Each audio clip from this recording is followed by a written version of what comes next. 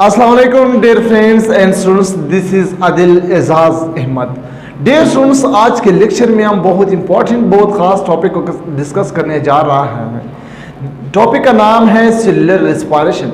Dear students, जैसा पिछले lecture में मैंने डिस्कस किया light reaction and dark reaction. Light reaction में दो चीज़ें प्रोड्यूस होता था, एक था एटीपी, एक था NADPH बनता था। उसी एटीपी एंड NADPH फिर डार्क रिएक्शन में आकर वहाँ पे क्या चीज़ बनता था, ग्लूकोज बनता था। आज जो है सेलुलर रेस्पिरेशन, एक है रिस्पिरेशन। रिस्पिरेशन का मतलब क्या है? सिंपली रिस्पिरेशन का मतलब है जब आप ऑक्सीजन इनहेल कर रहा है, कार्बन डाइऑक्साइड को एक्सहेल कर रहा है, यानी जब आप ऑक्सीजन ले रहा है और कार्बन डाइऑक्साइड को खारिज कर रहा है, इस प्रोसेस को क्या कहते हैं? रिस्पिरेशन कहते हैं। लेकिन यहाँ रिस्पिरेशन के साथ एक और लफ्ज़ भी ऐड हुआ है जिसका नाम है सेल्यूलर। सेल्यूलर का मतलब क्या है? जब ग्लूकोज बन जाते हैं, उसी ग्लूकोज को ब्रेक डाउन करना, सेल के अंदर उससे एनर्जी रिलीज हो रहा है, उसको हम क्या कहते हैं? सेल्यूलर रिस्पिरेशन कहते हैं। तो चलो स्टार्ट करते हैं डियर स्टूडेंट्स के सेल्यूलर रिस्पिरेशन क्या है। डियर स्टूडेंट्स, सेलुलर रेस्पिरेशन, इसको दूसरा नाम है इंट्रासेलुलर रेस्पिरेशन, यानी ये जो प्रोसेस है ये सेल के अंदर मौजूद है।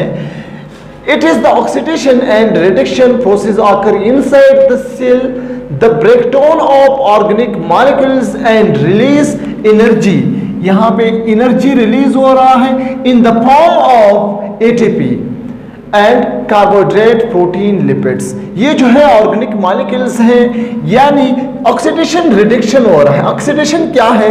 The gain of oxygen, the loss of hydrogen, या the gain of oxygen, the loss of electron is called oxidation. Reduction का मतलब क्या है?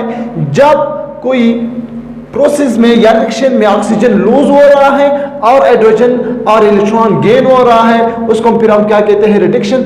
ये दोनों प्रोसेस रिडक्शन ऑक्सीडेशन सेल के अंदर हो रहा है, वहां पे organic molecules means carbohydrate, protein, lipids breakdown हो रहा है, उससे एटीपी यानी एनर्जी रिलीज हो रहा है। किस फॉर्म में? एटीपी में। इस प्रोसेस को हम क्या कहते हैं? सेलुलर रेस्पिरेशन कहते हैं, या इसको दूसरा नाम है इंट्रासेलुलर रेस्पिरेशन। जब ग्लूकोज कहां बन गया dear students? Glucose light reaction में एटीपी NADPH बन गया, वहां से NADPH एटीपी आकर स्ट्रोमा में, वहां पे स्ट्रोमा के अंदर डार्क रिएक्शन हुआ, डार्क रिएक्शन में ग्लूकोज बन गया। ये ग्लूकोज सेल में आकर सेल के अंदर ब्रेकडाउन हुआ, इससे कार्बन डाइऑक्साइड, वाटर रिलीज हुआ, साथ साथ में एटीपी रिलीज हुआ। जब ग्लूकोज ब्रेकडाउन होता है सेल के अंदर और उसी एटीपी बन रहा है, इस प्रोसेस को हम क्या कहते हैं? सेलुलर रेस्पिरेशन कहते हैं। Types of cellular respiration. Dear students, there are following two types of cellular respiration. Cellular respiration की दो टाइप्स हैं। एक है एरोबिक रेस्पिरेशन, ग्रीक वर्ड से निकला हुआ है एरोस। एरोस का मतलब एयर। एक ऐसा प्रोसेस है, एक ऐसा रेस्पिरेशन है, the process which required oxygen for breaking of molecules. ये एक प्रोसेस है जिसमें ऑक्सीजन रिक्वायर्ड है किसी मॉलिक्यूल्स को ब्रेकडाउन करने के लिए। Need oxygen and mitochondria. इस प्रोसेस के लिए माइटोकॉन्ड्रिया और ऑक्सीजन दोनों नीडेड है यानी जरूरत है। Not present in red blood cell. ये जो एरोबिक रेस्पिरेशन है ये रेड ब्लड सेल में नहीं है। ग्लूकोज और इसके साथ ऑक्सीजन ऐड हो जाते हैं, तो यहाँ पे एटीपी से क्या बन जाते हैं? एनर्जी बन जाते हैं, और कार्बन डाइऑक्साइड इससे रिलीज हो जाए और वाटर रिलीज हो जाते हैं। साथ साथ में एक ग्लूकोज से कितना एटीपी बन जाते हैं? 36 एटीपी रिलीज हो जाते हैं। ग्लूकोज ब्रेकडाउन हुआ by the help of oxygen, उसके साथ ऑक्सीजन ऐड हुआ, वहां पे एनर्जी रिलीज हुआ, एक ग्लूकोज की मॉलिक्यूल से 36 एटीपी रिलीज हुआ। इस प्रोसेस को हम क्या कहते हैं? सेलुलर रेस्पिरेशन कहते हैं। Opposite of photosynthesis. Dear students, अगर आप लोग थोड़ा सा सोचे कि ये अपोजिट है फोटोसिंथेसिस में। फोटोसिंथेसिस में क्या हो रहा था? प्लांट्स के नीचे से वाटर आ रहा था और प्लांट्स की जो क्लोरोप्लास्ट के अंदर क्लोरोफिल मौजूद था, थैलेकॉइड की मेम्ब्रेन जो क्लोरोफिल था, लाइट ले रहा था और कार्बन डाइऑक्साइड स्ट्रोमेटा के जरिए से यूज हो रहा था, वहां पे ग्लूकोज बन रहा था, यहाँ पे ग्लूकोज ब्रेकडाउन हो रहा है, तो इसलिए ये अपोजिट ऑफ फोटोसिंथेसिस। ये जो प्रोसेस है अपोजिट है फोटोसिंथेसिस से। सिंपली एरोबिक रिस्पायरेशन वो है जिसमें ऑक्सीजन नीडेड है, जिसमें ऑक्सीजन की ज़रूरत है। इनएरोबिक रिस्पायरेशन का मतलब क्या है? एन का मतलब विदाउट, एरोस जैसे ग्रीक वर्ड से निकला हुआ है एयर, ये बगैर ऑक्सीजन ये प्रोसेस हो रहा है। इसको हम दूसरा नाम से भी पुकार सकते हैं, फर्मेंटेशन भी कहते हैं इसको। The process which do not required oxygen produce very less amount of energy, only 2 ATP पर ग्लूकोज। यहाँ पे एरोबिक इनएरोबिक रिस्पायरेशन जो है ये इसके लिए ऑक्सीजन की ज़रूरत नहीं है, ये बगैर ऑक्सीजन ग्लूकोज ब्रेकडाउन हो जाए। और लेकिन इसमें एक चीज़ है, very less amount of ATP release, बहुत कम ATP यहाँ पे रिलीज हो। यहाँ पे ATP कितना रिलीज हुआ? एक ग्लूकोज से 36 ATP रिलीज हुआ। यहाँ पे एक ग्लूकोज में कितने ATP रिलीज हुआ? 2 ATP रिलीज हुआ। अब no need oxygen and mitochondria, इसके लिए ऑक्सीजन और माइटोकॉन्ड्रिया की कोई ज़रूरत नहीं है। जैसे इसमें ऑक्सीजन और माइटोकॉन्ड्रिया दोनों की ज़रूरत था, यहाँ पे ऑक्सीजन और माइटोकॉन्ड्रिया की कोई ज़रूरत नहीं है। इसके पर दो टाइप्स हैं, अल्कोहलिक फर्मेंटेशन और लैक्टिक एसिड फर्मेंटेशन जो होता है बगैर इनएरोबिक रिस्पायरेशन ये हो रहा है। Cellular respiration take in the 3 steps. जो सेलुलर रिस्पायरेशन है उसके कितनी स्टेप्स है? 3 स्टेप्स हैं। ग्लाइकोलाइसिस है, इसका मतलब 3 स्टेप्स का मतलब जब ग्लूकोज ब्रेकडाउन होता है उसके 3 स्टेप्स हैं। पहला स्टेप्स है ग्लाइकोलाइसिस, दूसरा है क्रिब्स साइकिल एंड तीसरा है इलेक्ट्रॉन ट्रांसपोर्ट चेन। यहाँ पे हर एक को हम अलग अलग लेक्चर में डिस्कस करेंगे, क्योंकि एक लेक्चर में इसको डिस्कस करना पॉसिबल नहीं है, लेक्चर बहुत बड़ा बन जाएगा। लेकिन हर एक को हम अलग अलग लेक्चर में डिस्कस करेंगे। आज के लेक्चर में ये सिर्फ इंट्रोडक्शन था, इसमें सिर्फ हम ग्लाइकोलाइसिस को थोड़ा सा डिस्कस करेंगे। फिर नेक्स्ट लेक्चर में हम क्रिब्स साइकिल, उसके बाद इलेक्ट्रॉन ट्रांसपोर्ट चेन को डिस्कस करते हैं। ग्लाइकोलाइसिस जो है डियर स्टूडेंट्स, ये एरोबिक एनारोबिक रिस्पायरेशन दोनों में हो रहा है। यहाँ पे cribs cycle and electron transport chain जो है ओनली इन एरोबिक रिस्पायरेशन। ये जो ग्लाइकोलाइसिस है दोनों में हो सकता है। ये cribs cycle and electron transport ये सिर्फ एरोबिक रिस्पायरेशन में है। ग्लाइकोलाइसिस क्या है? इस लेक्चर में हम सिर्फ ग्लाइकोलाइसिस को डिस्कस करेंगे। ये सिंपल इंट्रोडक्शन है, उसके बाद इसका जो बड़ा सा डायग्राम है उस डायग्राम के जरिए से भी आप लोगों को समझाएंगे।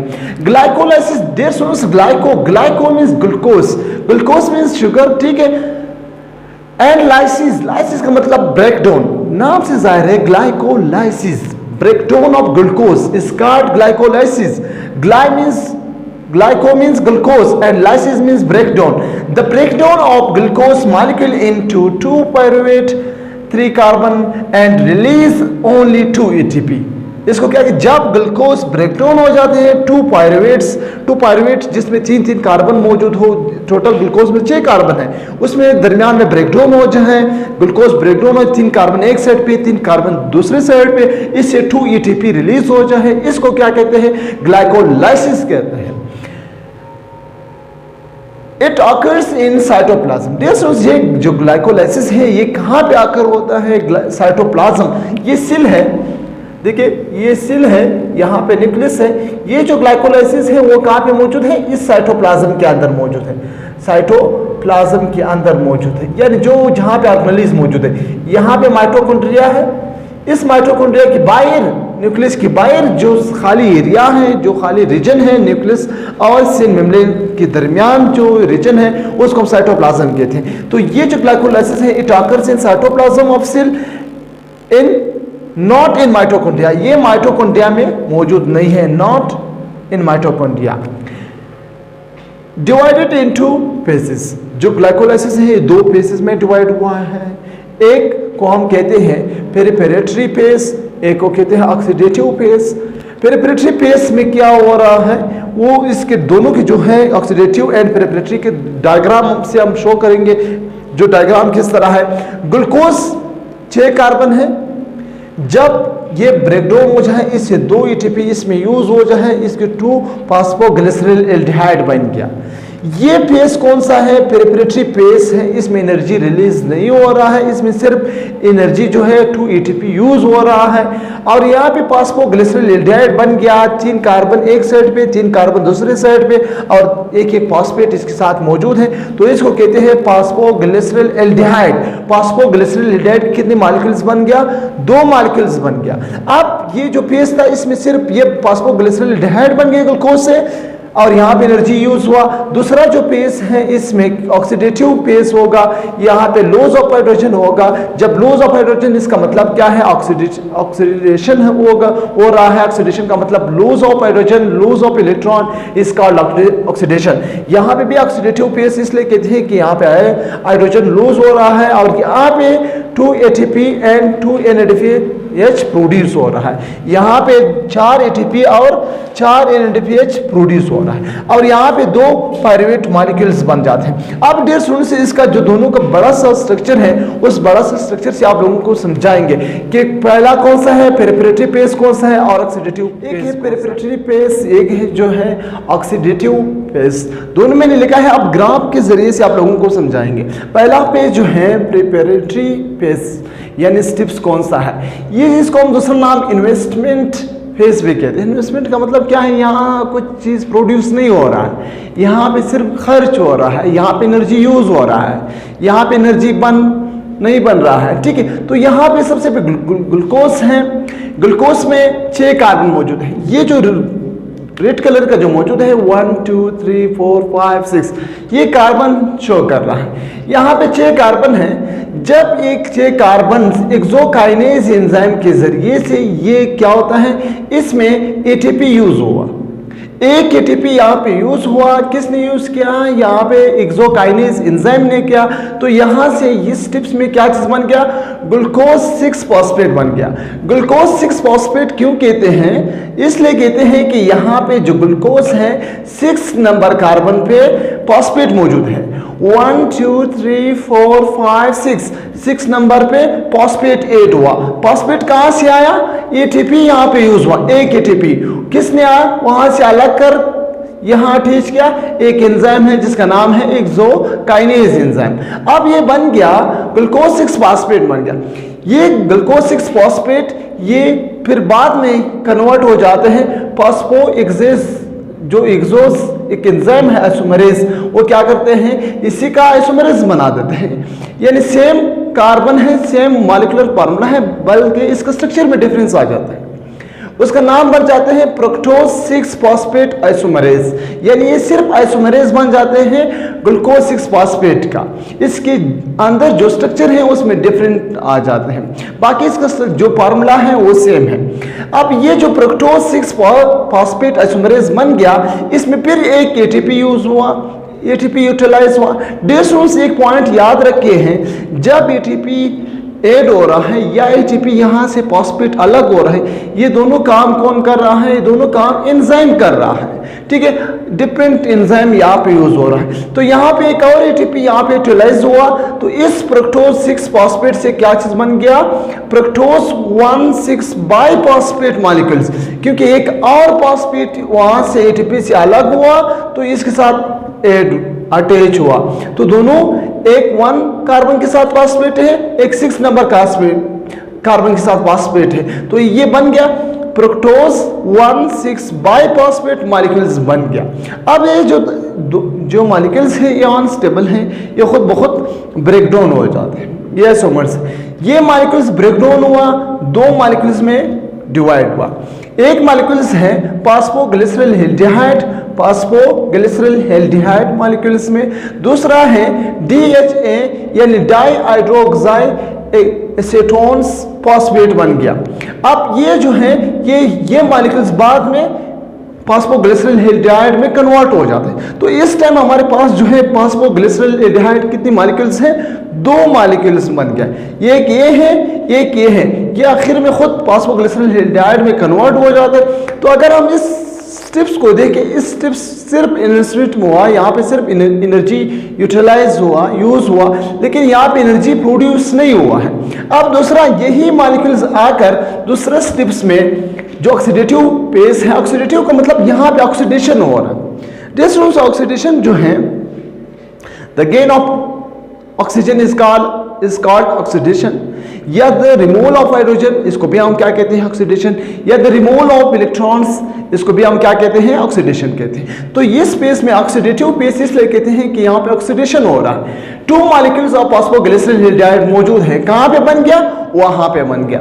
अब ये 2 मॉलिक्यूल्स ऑफ फॉस्फोग्लिसरल जो मौजूद होते हैं यहाँ पे मौजूद है, लेकिन मैंने एक मॉलिक्यूल लिखा हुआ है, यहाँ पे 2 मॉलिक्यूल्स मौजूद हैं।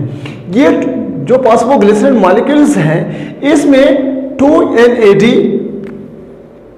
यहां पे ऑक्सीडेशन हो जाता है। ऑक्सीडेशन का मतलब क्या है, रिमूवल ऑफ हाइड्रोजन, यहां रिमूव हो जाते हैं हाइड्रोजन, ठीक है।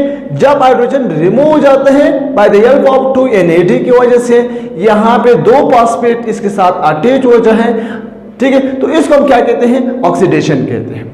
ऑक्सीडेशन इसका नाम क्या बन गया, यहां फॉस्फोग्लिसरल हैलाइड से क्या चीज बन गया, बाइफॉस्फोग्लिसरल हैलाइड बन गया। बाइफॉस्फोग्लिसरल हैलाइड 2 मॉलिक्यूल्स हैं, क्योंकि यहां पे कितने 2NAD यूज हुआ, 2NAD यहां पे मॉलिक्यूल्स कितने हैं, फॉस्फोग्लिसरल हैलाइड 2 हैं, तो यहां पे 2 मॉलिक्यूल्स हैं, 2 बाइफॉस्फोग्लिसरल हैलाइड मौजूद है। अब इसमें 2 ATP यहां से रिलीज हो जाते हैं, 2 ATP, यानी यहां पे ऑलरेडी 2ADP मौजूद है, यानी एडेनोसिन डाइफॉस्फेट मौजूद है। इस एडेनोसिन डाइफॉस्फेट में एक 2 मॉलिक्यूल्स है, तो हर एक से एक फॉस्फेट निकल जाते हैं, तो यहां पे क्या चीज रिलीज हो जाए, इस स्टेप में 2 ATP रिलीज हो जाते हैं। जब 2 ATP रिलीज हुआ तो ये बाइफॉस्फोग्लिसरल हैलाइड कन्वर्ट हो जाते हैं 2 मॉलिक्यूल्स ऑफ फॉस्फोग्लिसरेट में कन्वर्ट हो जाते हैं, क्योंकि इससे एक फॉस्फेट निकल गए, एक मॉलिक्यूल से भी फॉस्फेट निकल गए, 2 मॉलिक्यूल्स है तो दोनों से एक एक निकल गए, तो यहाँ पे 2 ATP बन गया, प्रोड्यूस हुआ।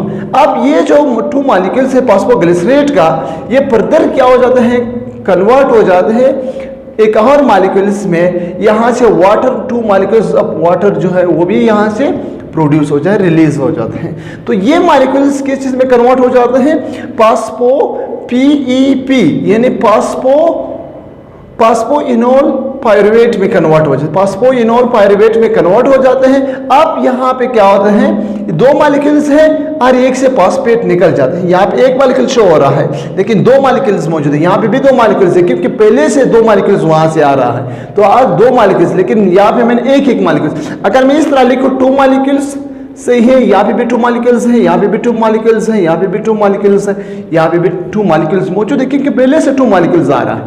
तो यहाँ से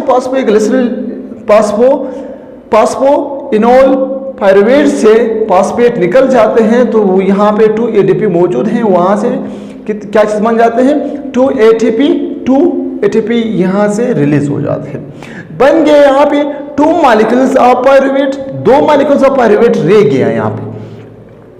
अब ये कहाँ जाएगा, ये 2 जो पायरुवेट मॉलिक्यूल्स रह गया, ये तो जाएगा फिर एरोबिक रेस्पिरेशन या इनएरोबिक। अगर सेल के अंदर माइटोकॉन्ड्रिया या ऑक्सीजन मौजूद है तो वो प्रोसेस होगा एरोबिक रेस्पिरेशन।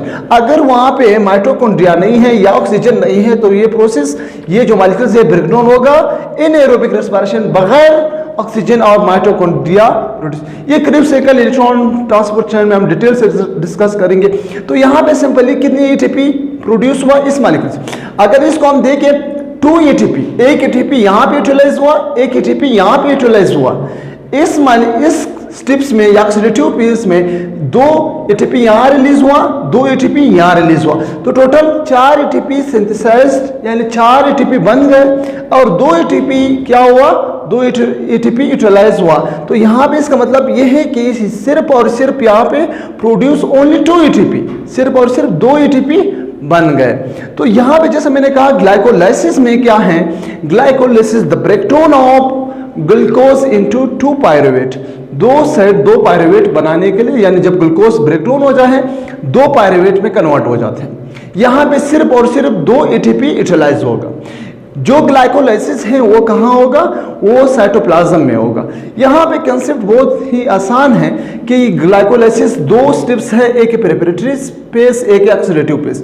यहाँ पे इन्वेस्टमेंट हो रहा है, यहाँ पे एनर्जी यूज हो रहा है, यहाँ पे 4 एनर्जी ATP बन रहा है, तो टोटल ATP सिंथेसिस हुआ, 2 पायरुवेट बन गए। ये 2 पायरुवेट्स आगे जाकर एरोबिक इनएरोबिक रेस्पिरेशन में और ये फर्दर डिवाइड हो जाते हैं और यहाँ से एनर्जी रिलीज हो जाता है। तो कंसेप्ट जो क्या है कि ग्लाइकोलिसिस 2 पायरुवेट में कन्वर्ट हुआ और 2 एटीपी सिंथेसिस हुआ। जो नेक्स्ट लेक्चर है वो क्रिब्स साइकिल या इलेक्ट्रॉन ट्रांसपोर्ट चेन है, वो हम डिटेल से डिस्कस करेंगे। डियर स्टूडेंट्स, अगर इस लेक्चर से आप लोगों को कुछ फायदा हुआ है तो लाजमी अपने दोस्तों के साथ शेयर करें और हमारे चैनल को सब्सक्राइब करना मत भूलें। हमें इजाजत दें। अल्लाह हाफिज।